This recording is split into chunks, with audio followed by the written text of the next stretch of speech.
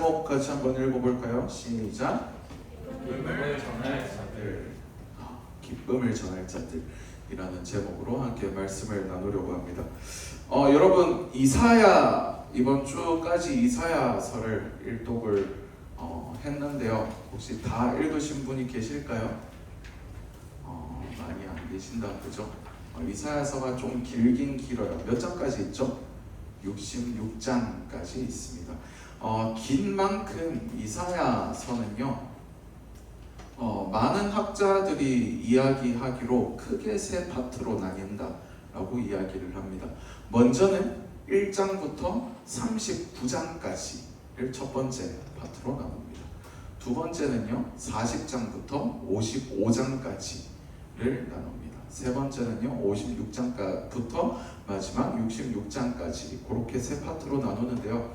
어떤 학자들은 이 세 파트를 각각 다른 이사야가 썼을 것이다 라고 추측합니다. 왜냐하면 이 각각의 파트별로 핵심 메시지가 너무 다르고 시대적 배경이 달라서 그렇게 나누곤 합니다. 우리 첫 번째 파트인 1장에서 39장은요, 심판을 주된 메시지로 합니다. 두 번째 파트인 40장부터 55장까지는 위로를 주된 메시지로 합니다. 위로하라, 내 백성을 위로하라, 그렇게 시작합니다.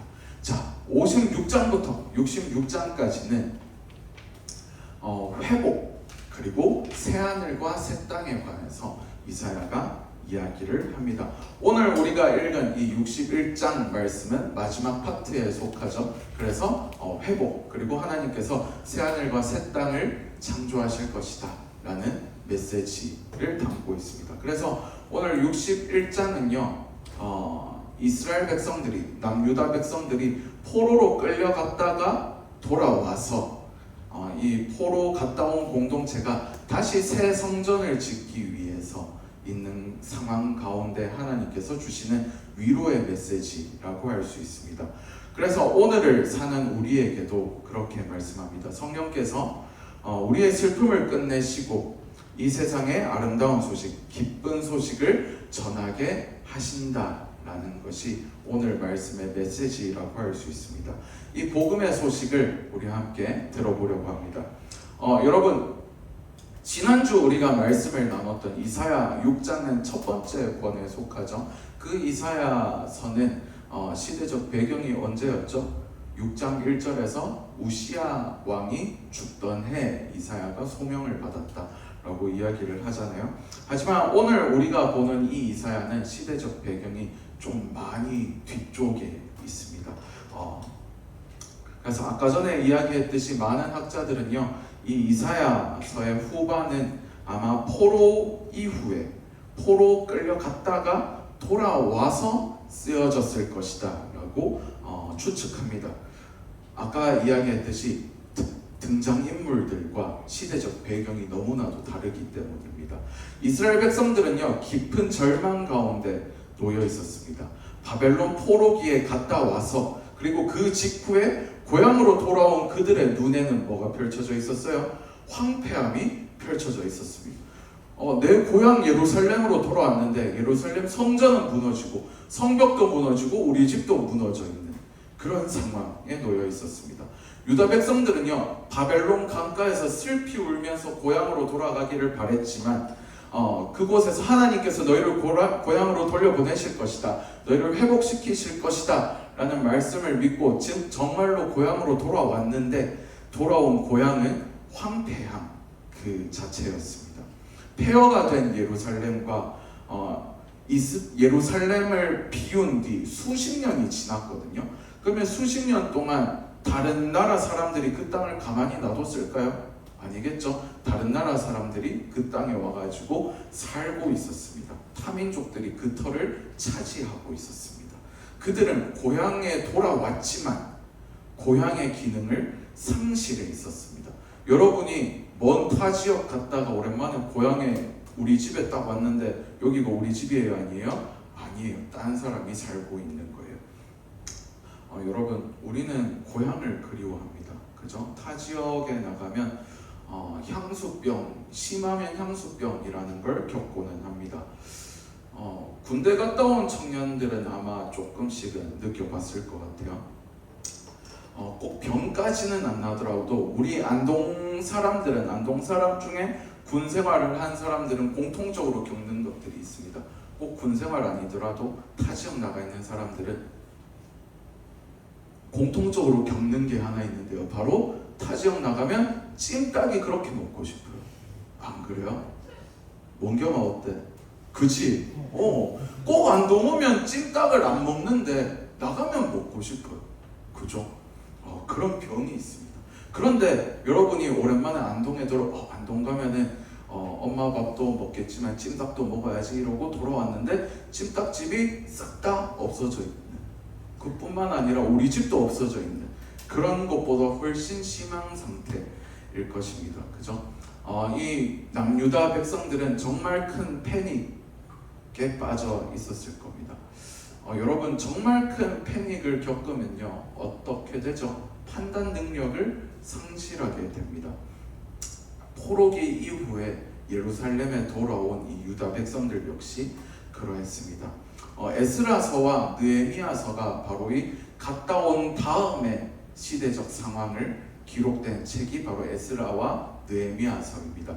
그 중에 이 느헤미야 1장 3절에서 4절을 읽어보면요 이렇게 기록합니다. 그들이 내게 이르되 사로잡힘을 면하고 남아있는 자들이 그 지방 거기에서 큰 환난을 당하고 능욕을 받으며 예루살렘 성은 허물어지고 성문들은 불탔다 하는지라. 내가는 느헤미야입니다. 내가 이 말을 듣고 앉아서 울고 수일 동안 슬퍼하며 하늘의 하나님 앞에 금식하며 기도했다라고 기록합니다. 그들의 마음이 어땠을까요? 우리는 감히 상상도 하지 못할 것입니다. 그죠? 마치 6.25 때 고향 땅이 황폐해진 그 고향 땅에 전쟁이 끝나고 다시 돌아온 우리 조상들의 마음이 그렇지 않았을까 싶습니다. 영화 얘기를 잠깐 하나 하려고 하는데요. 캐스트 어웨이라는 조금 오래됐지만 유명한 영화가 하나 있습니다. 톰 행크스라는 사람이 주연으로 나오는 영화인데요. 이 영화를 직접 본 사람은 아마 없을 것 같은데 어디선가 조금씩은 봤을 거예요. 조금씩은 봤거나 혹은 간접적으로 경험을 했을 겁니다. 왜냐하면은 여기는 안 나오는데 이 주인공이 택배 일을 해요. 택배 배달 일을 하는데 일을 좀 잘했나 봐요. 타 지역에 이제 비행기 타고 출장을 가는데 가다가 비행기가 추락하는데 바다 위에 떨어져요. 바다 위에 떨어져서 겨우겨우 목숨을 건지는데 이 주인공이 무인도에 정착하게 됩니다. 이 무인도에서 이 주인공이 자그마치 4년을 지냅니다. 우리가 말로 해서 4년이지 그죠? 얼마나 긴 세월이겠어요. 이 사람은 또 내가 4년 지낼 거라는 걸 알았겠어요? 몰랐겠어요? 몰랐겠죠. 정말 지옥 같은 시간이었을 겁니다. 우리가 이거를 간접적으로 알고 있는 이유는 이 주인공이 배구공 하나를 친구로 만들어요. 배구공에 얼굴을 그려놓고 이름을 윌슨이라고 붙입니다. 우리 나 혼자 산다의 윌슨이 여기서 나온 윌슨이에요. 이 주인공은요 그렇게 무인도에서 4년을 지내면서 자살 시도도 하고요, 그래도 목숨이 붙어 있으니까 또 살려고도 해보고요, 그렇게 합니다. 그러면서 이 주인공을 살아있게 해준 것이 좀 전에 이야기했던 윌슨이라는 배구공과 그리고 내 약혼녀가 출장 오기 직전에 약혼녀가 줬던 회중시계, 그리고 그 안에 있었던 함께 찍은 사진, 그리고 여기 있는 이 택배 박스, 날개 그림이 그려진 택배 박스였습니다. 주인공이 택배 일을 했다 그랬잖아요. 무인도에 이 바닷가에 이제 택배들이 막 밀려 들어오는데 다 뜯는데 저 택배 박스 하나만 안 뜯어요. 날개 그림이 그려진. 그리고 저 택배 박스를 내가 반드시 살아서 저 주인에게 배송해야겠다라고 마음을 먹습니다. 그러다가 4년이라는 시간이 지난 다음에요, 이 주인공 이름이 놀랜드거든요. 놀랜드가 탈출을 시도하고 탈출에 성공하게 됩니다. 그래서 겨우겨우 4년 만에 집으로 돌아갔는데 약혼녀가 어떻게 돼 있었을까요? 그렇지, 딴 남자와 결혼을 해서 애까지 낳았습니다. 그 약혼녀는 기다리다가 4년이면 솔직히 죽었다고 생각할 거 아니에요, 그죠? 그래서 마지막에 포기하고 다른 사람이랑 결혼을 한 것을 이제 놀랜드가 알게 됩니다. 얼마나 허탈하겠어요. 내가 그토록 회중시계 보면서 약혼녀 보면서 기다렸는데, 그래서 찾아갔는데 그것이 무용지물이 되어버렸습니다. 오히려 나에게 절망을 안겨줬습니다. 그런데 이 놀랜드 그 탈출하는 과정에서 윌슨과도 헤어져요. 그러면 뭐 하나 남았어요? 지금 저 날개 그림 그려진 택배 박스 하나 남았습니다. 놀랜드는 이제 그 택배 박스를 가지고 마지막으로 배달을 하러 갑니다. 배달을 하러 가서 그 주인에게 배달을 하면서 영화는 마치게 됩니다. 오늘 말씀은 이 희망의 택배 박스와 같은 역할을 하는 것 같습니다. 길을 잃은 유다인들에게 가야 할 길을 제시해 줍니다. 모든 희망이 무너져 내린 놀랜드에게 너 이거 보면서 살아왔잖아, 이때까지 버텼잖아, 이거 배달하자, 그러면서 택배를 마지막으로 배달하면서 삶의 희망을 다시 가지는 놀랜드의 이야기와 비슷한 것 같습니다. 희망의 택배였고 이 택배는 삶의 이정표였습니다. 이 오늘의 이사야 61장의 이 말씀도 모든 것을 잃어버린 듯한 유다 백성들에게 희망이었고 삶의 이정표가 되어준 말씀입니다. 61장 1절 어떻게 시작하죠? 한번 읽어볼까요? 시작. 주 여호와의 영이 내게 내리셨으니로 시작합니다. 이런 상황 속에서 하나님은 이사야 선지자에게 여호와의 영을 부어주십니다. 그리고 이 여호와의 영을 입은 이사야 선지자는 선언하게 됩니다. 하나님은 이 유다 백성을 회복하실 것이고 그리고 새 성전을 지을 것이다 라고 61장 전체에서 약속하시는 것을 볼 수 있습니다. 모든 것이 회복될 것이고요, 자유가 선포된다 라고 이야기하십니다.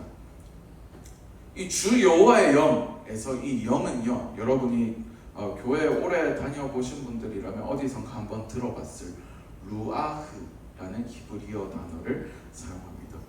루아흐가 무슨 뜻일까요? 적혀져 있나요? 거기에 바람, 호흡, 생명력을 의미합니다. 그리고 성령 하나님을 의미하는 것이 바로 이 루아흐입니다. 성령께서 오신 상태가 곧 기름 부음 받은 상태다라고 오늘 61장 1절에서 이야기합니다. 이는 여호와께서 내게 기름을 부으사라고 이야기하죠. 기름을 붓는다라는 것은 제가 어떤 뜻이라고 말씀드렸죠? 성전 안에 있는 것들에 기름을 부어서 구별한다, 거룩하게 구별한다. 그래서 이 기름 부음 받는 것은요, 거룩하게 되는 것을 의미합니다. 특히 사람한테 기름을 부을 때는 누구한테 붓는다고 그랬죠? 세 집단이 있다 그랬죠. 첫 번째는 왕, 두 번째는 제사장, 그리고 예언자한테 붓는다라고 이야기했습니다. 하나님께서 이사야 선지자를 세우십니다. 그리고 그 이유를 설명합니다. 가난한 자에게 내가 아름다운 소식을 전하게 하기 위함이다 라고 오늘 61장 1절에서 이야기합니다. 여러분, 여기서 가난한 자라는 것은요, 물질적으로 가난한 것도 포함하지만 이 유다 백성들은 갔다가 왔기 때문에 빈털털이겠죠. 그래서 물질적으로 가난한 것도 의미하지만 더 근원적인 가난을 의미합니다. 바로 마음이 가난한 자들을 의미합니다. 심적으로 가난한 자들을 의미하는데요, 이 심적으로 가난하다라는 것의 의미는요, 하나님을 찾는 사람들을 말합니다. 내가 가진 것이 아무것도 없고 의지할 것도 아무것도 없고 스스로 구원할 능력이 없는 사람, 스스로 일어날 힘이 없는 사람, 마음이 텅 비어버린 듯 공허한 사람이 바로 가난한 사람이다 라고 이야기합니다. 세상의 잣대와 스펙, 경쟁, 타인과의 비교에 치여서 마음이 너덜너덜해진 사람, 내가 나를 구원해 보려고 정말 온갖 발버둥을 쳤지만, 공허를 채우려고 온갖 짓을 다 해봤지만 그 공허를 채우지 못하고 한계에 부딪힌 사람, 그래서 하나님 한 분 외에는 내가 더 이상 붙잡고 의지할 곳이 없구나 라는 것을 알게 된 사람, 그래서 하나님을 붙잡는 사람을 가난한 사람, 심령이 가난한 사람이라고 이야기합니다. 이 심령이 가난한 사람은 어디에 나오죠?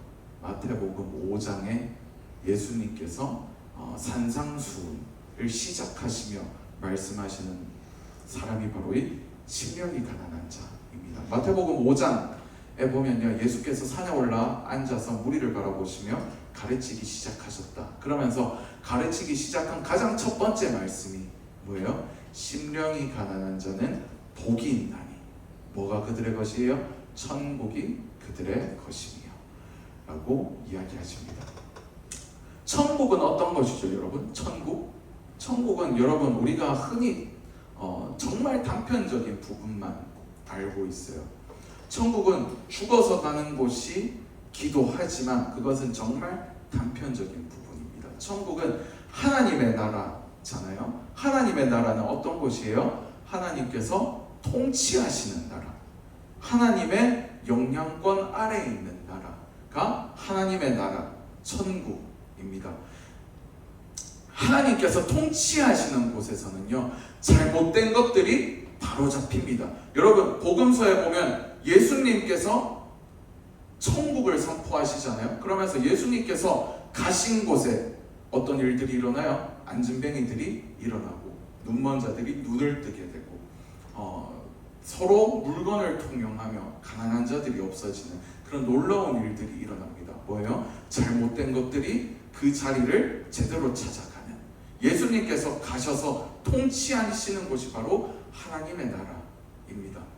그래서 이 하나님의 나라는요, 뒤틀린 것들이 회복되고요, 마음이 상한 자들이 회복되고, 포로된 자들, 억눌린 자들이 자유케 되는 곳이고요, 하나님을 찾는 사람들에게 아름다운 소식이 전해지는 곳이 바로 하나님의 나라입니다. 이 말씀이 오늘 말씀과도 일맥상통합니다. 이 아름다운 소식은요, 포로를 자유케 합니다. 갇힌 자를 해방시킵니다. 석방합니다. 오늘의 말씀이 정말 중요한 이유는요, 단순히 이사야서에서 회복을 말하는 것 이상의 의미를 지닙니다. 이사야서의 말씀은 당시대에 그 예언이 성취되었습니다. 새 예루살렘 성전을 지었습니다. 스룹바벨에 의해서 지었습니다. 성벽도 재건했습니다. 하지만 동시에 그 메시지는요, 시간을 초월한 메시지였습니다. 왜냐하면 이 이사야서의 이 말씀은요, 당시대의 회복을 이야기하기도 했지만 궁극적으로 예수님을 예언한 메시지이기 때문입니다. 여러분, 성경책 누가복음 4장을 한번 찾아봅시다. 누가복음 4장을 찾아봅시다. 오늘 말씀에 손가락 하나 끼워 놓고요, 누가복음 4장 17절에서 21절을 찾아봅시다.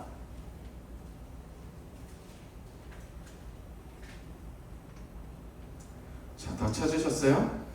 한 목소리로 읽어봅시다. 시작. 선지자 이사야의 글을 드리거늘 책을 펴서 이렇게 기록된 데를 찾으시니 곧 주의 성령이 내게 임하셨으니 이는 가난한 자에게 복음을 전하게 하시려고 내게 기름을 부으시고 나를 보내사 포로된 자에게 자유를, 눈먼 자에게 다시 보게 함을 전파하며 눌린 자를 자유롭게 하고 주의 은혜의 해를 전파하게 하려 하심이라 하였더라. 아멘. 그리고 예수님께서 계속해서 이야기하시는데요, 20절 21절 보면요, 책을 덮어 그 맡은 자에게 주시고 앉으시니 회당에 있는 자들이 다 주목하여 보더라. 이 예수께서 그들에게 말씀하시되, 같이 읽을까요? 이 글이 오늘 너희 귀에 응하였느니라 하시니. 아멘. 예수님께서 이사야 선지자의 글을 찾아 읽으십니다. 하나님께서 이사야 선지자에게 예언하게 하신 그 내용이 지금 누구한테 이루어졌다 그래요? 예수님을 통해서 성취되었다 라고 이야기하십니다. 아까 전에 이야기했듯이 예수님께서 가시는 곳에 가난한 자들이 배불리 먹게 되고요, 포로된 자들이 풀려납니다. 눈먼 자들이 눈을 뜨게 되고요, 안진뱅이들이 일어나게 됩니다. 억눌린 것들이 자유케 됩니다. 예수님께서 가시는 곳에 하나님의 통치가 이루어진다 라고 이야기합니다. 그것이 참된 은혜의 해다 라고 이야기합니다. 그런데 이 말씀은요, 포로 귀환 후에 유대 백성들, 또 예수님 시대를 살아가는 그 사람들을 넘어서 한 번 더 오늘 우리에게 새로운 의미를 줍니다. 그 이유는요, 우리가 아까 전에 읽었던 61장 1절 초반부에 있습니다. 뭐라고 되어 있죠? 주 여호와의 영이 내게 내리셨으니. 방금 누가복음에는 뭐라고 되어 있어요? 주의 성령이 내게 임하셨으니 라고 이야기합니다. 이것 때문입니다. 여러분, 제가 전에 여러 번 강조를 했었는데요, 하나님께서는 하나님의 영을 우리에게 부어주신다 약속하셨습니다. 그죠? 그것이 뭐라 그랬어요? 새 언약이다 라고 말씀하셨어요. 오늘 1부, 2부 오신 분들은 성만찬 했잖아요. 거기서 예수님께서 이것 잔을 주시면서 뭐라 그래요? 이것은 너희를 위하여 흘린 새 언약의 피다 라고 이야기하십니다. 예수님을 통해서 십자가에서 하나님은 새로운 언약을 맺으십니다. 그 새로운 언약의 내용이 바로 주의 성령이 너희에게 임할 것이다 라는 내용입니다. 그래서 사도행전 2장에 보면 어떤 내용이 나와요? 예수님께서 승천하신 후에 마가의 다락방에 모인 제자들에게 누가 오셔요? 성령 하나님께서 임하시는 것을 우리가 볼 수 있습니다. 성령 하나님께서 함께 하시는 자들을 통해서 하나님은 아름다운 소식을, 기쁜 소식을, 복음을 전파하십니다. 아까 전에 성령, 루아흐는 어떤 영이라고 말씀드렸죠? 바람, 생명력, 자유를 의미하는 영입니다. 성령께서 우리 위에 임하시면요, 바람이 붑니다. 우리 찬양도 그 찬양 있잖아요. 하면서 바람이 불어오네. 그랬나? 내가 음을 기억이 잘 안 난다. 어쨌든 알죠? 뭔지 알겠죠? 그래요? 우리 범진 형제가 이따가 불러줄 거예요. 자, 바람이 불어옵니다. 그리고 생명이 살아납니다. 우리 에스겔 37장에 성령께서 임하시니까 마른 뼈가 살아났다라고 쓰여져 있잖아요. 그리고 자유가 선포된다라고 이야기합니다. 오늘 우리가 읽은 61장 3절 말씀에 이렇게 기록합니다. 재 대신 화관을 씌워주셨다. 슬픔 대신 기쁨의 기름을 발라주신다. 근심 대신 찬송의 옷을 입혀주신다 라고 이야기합니다. 가난한 자들이 기쁜 소식을 듣게 될 것입니다. 마음이 상한 자들이 고침을 받게 되고요, 억눌린 자들이 해방되고 자유를 선사받게 될 것이다 라고 이야기합니다. 이것이 바로 성령 하나님께서 하시는 일이다 라고 이야기합니다. 궁극적으로 뭐예요? 아름다운 소식을 전하는 것이 바로 성령께서 하시는 것이다 라고 이야기합니다. 2500년 전에 이 61장에 나오는 이사야를 학자들은 제3 이사야라고 이야기를 합니다. 이 제3 이사야에게 임하셨듯이, 그리고 2000년 전에 예수님에게 하셨듯이 성령께서 우리를 통해 이 땅 가운데 하나님의 나라를 이루어 가실 것이다 라고 우리에게 말씀하고 있습니다. 성령께서 우리와 함께 하신다 말씀하셨습니다. 여러분, 그래서 예수님이 우리에게 뭐 하라 그러셨어요? 너희는 문을 두드리라 라고 말씀하셨어요. 간구하라, 하나님께 간구하라, 찾으라 라고 말씀하십니다. 그 찾는 자에게, 구하는 자에게 성령을 주실 것이다 라고 예수님께서 이야기하십니다. 누가복음 11장에 9장 13절에 이렇게 이야기합니다. 내가 또 너희에게 이르노니 구하라 그리하면 너희에게 주실 것이요, 찾으라 그러면 찾아낼 것이요, 문을 두드리라 그러면 너희에게 열릴 것이니 구하는 이마다 받을 것이요, 찾는 이는 찾아낼 것이요, 두드리는 이에게 열릴 것이니라. 너희 중에 아버지 된 자로서 누가 아들이 생선을 달라 하는데 생선 대신에 뱀을 주며 알을 달라 하는데 정갈을 주겠느냐. 여러분 다 아는 말씀이죠. 근데 13절이 중요합니다. 너희가 악할지라도 좋은 것을 자식에게 줄 줄 알거든 하물며 너희 하늘 아버지께서 구하는 자에게 뭐를 주시지 않겠느냐? 성령을 주시지 않겠느냐 하시니라. 아멘. 예수님께서 말씀하십니다. 성령 하나님을 찾으라, 구해라, 두드리라 라고 말씀하십니다. 그러면 하늘 아버지께서 너희에게 성령 하나님을 보내주실 것이다 라고 이야기합니다. 성령으로 세례를 받으라 라고 이야기합니다. 그러면 성령께서 우리 한 명 한 명과 함께 하실 것이다 라고 이야기합니다. 여러분 성령 하나님을 간구하십시오. 아멘. 아멘. 복음을 찾게 해달라고, 복음을 깨닫게 해달라고 여러분 기도하셔야 됩니다. 하나님께서 우리를 통해 아름다운 소식을 전하실 것입니다. 하나님은 그렇게 우리에게 성령을 부으셔서요, 우리를 하나님의 왕같은 제사장으로 세우십니다. 오늘 이사야서에 있는 이 1절에 있는 이 아름다운 소식은요, 우리가 좀 전에 누가복음 4장을 읽었듯이 이 아름다운 소식을 헬라어로 번역하면 뭐로 번역해요? 복음을 전하게 하려 하십니다. 복음으로 번역을 합니다. 아름다운 소식, 곧 복음을 우리를 통해서 하나님께서 전하실 것이다. 복음은요, 모든 잘못된 것들이 제자리로 찾아가는 것, 제자리를 찾아가는 것을 이야기합니다. 죄의 노예로 있는 우리가, 사망의 권세 아래에 있는 우리가 하나님의 자녀로 회복되는 것이 복음이다. 하나님의 통치 가운데로 놓이는 것이 복음이다. 그것이 아름다운 소식이다 라고 이야기합니다. 그것이 무엇으로부터 시작된다고요? 주 여호와의 영이 임하는 것으로부터 시작된다 라고 이야기합니다. 그리고 하나님은 약속하셨습니다. 그리고 성취하셨습니다. 주 여호와의 영이, 성령께서 우리 믿음의 선배들에게 임하셨고 오늘 우리에게도 임하실 것이다.